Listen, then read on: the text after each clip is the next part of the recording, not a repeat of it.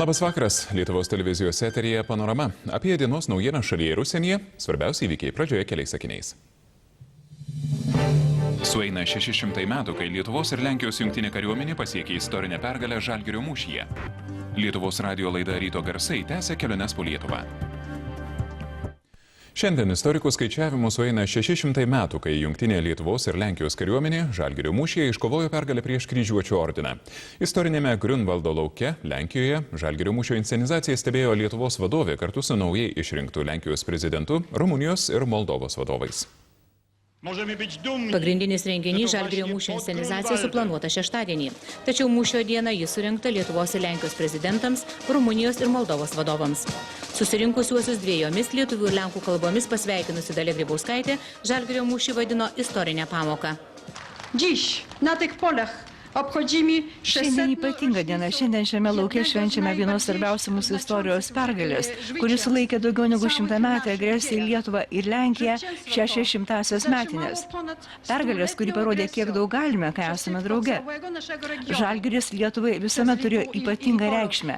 Žodyje Žalgiris užkoduotas lietuvių laisvės ir nepriklausomybės siekis. Jak wiele możemy osiągnąć, kiedy jesteśmy razem.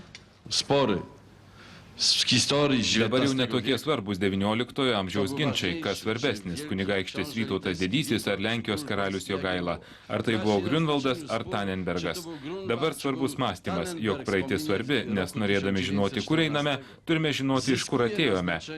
Visos Europos tautos atėjo ir iš čia, mūšio Žalgirio lauke.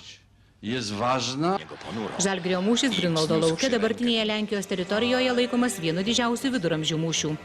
Vytauto Didžiojo ir Jogailos vadovaujama jungtinė Lietuvos didžiosios kunigaikštystės ir Lenkijos karalystės kariuomenė 1410-aisiais Liepos 15-ąją sumušė Kryžiuočių ordiną. Žuvus didžiajam magistrui Ulrichui von Jungingenui, po 7 valandų kovos kryžiuočiai pradėjo bėgti ir buvo visiškai sutriuškinti.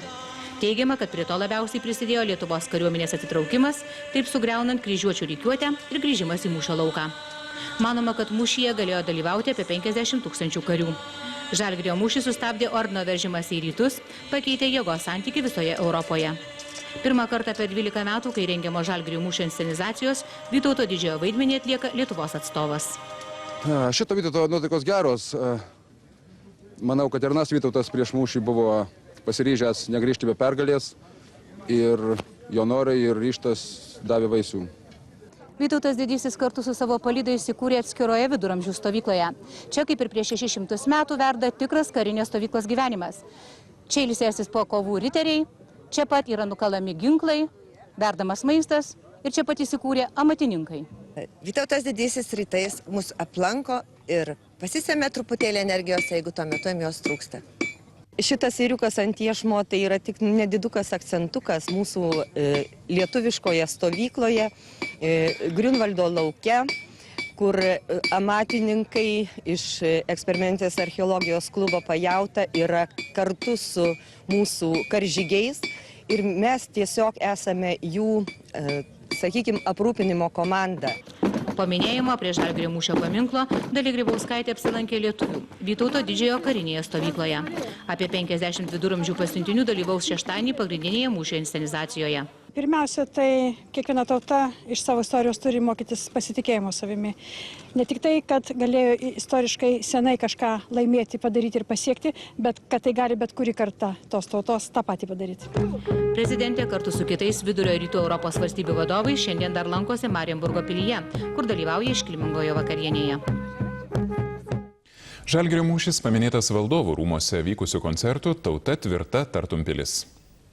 Mūšyje dalyvavo virš 90 Žalgirio idėja, kaip gyvybinga Lietuvos istorijos praeities ir dabarties jungtis, šiandien suvienijo žinomus Lietuvos atlikėjus.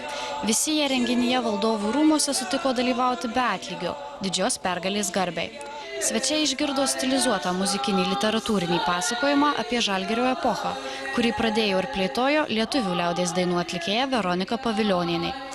Iliustravo operos solistai Vytautas Juozapaitis, Ona Kolobovaitė, saksofonininkas Petras Vyšniauskas, dainininkai Neda Malūnavičiūtė, Gytis Paškevičius, Olegas Ditkovskis ir Vilniaus mokytojų namų mišrus choras Belkanto. Koncerte taip pat buvo skaitoma Justino Marcinkevičiaus poezija. Kaip ir kiekviena šventė turi savo pasiekmes. Reiškia, buvo šitas įvykis, vadinkim, tai ir mes turime iki šiol tokias pasiekmes. Koncerto svečiai vieningai teigia kiekvienais metais minintys šią pergalę, tačiau šįmet jubiliejui teikiantys ypatingą svarbą. Šiandien tiek žmonių, turbūt ne kiekviena šventė per daug nereklamuota, nesurenka tiek žmonių, kiek šiandien susirinko čia salėje. Tai manau, kad tai yra tam tikros datos, kur lietuvių taip šiek tiek suvirpina širdį. Labai svarbi šventė ir malonu švęsti, ypatingai, kada šiuo metu tokie renginiai yra įdomus renginiai ir per radiją, ir televiziją, ir Lenkijoje švenčia. Ir čia labai bus įdomus koncertas. Man asmeniškai tai aišku yra svarbi šventė, nes tai yra didelė istorinė mūsų Lietuvos data. O jo lab, kada šiais metais yra tokie jubiliejiniai metai. Kaune pergalės diena taip pat paminėta. Šią progą Vytauto didžiojo karo muziejaus sodelyje pirmą kartą nuskambėjo kompozitoriaus Giedriaus Kuprevičiaus oratorija Jėga ir ašaros. Žymiam Kauno varpininkui talkino profesoriaus Petro Bingelio vadovaujamas Kauno valstybinis choras ir pučiamųjų orkestras Ąžuolynas. Skambant kūriniui, kauniečiai išvydo ir 6 iškiliausius Žalgirio mūšio karvedžius su savo palydomis.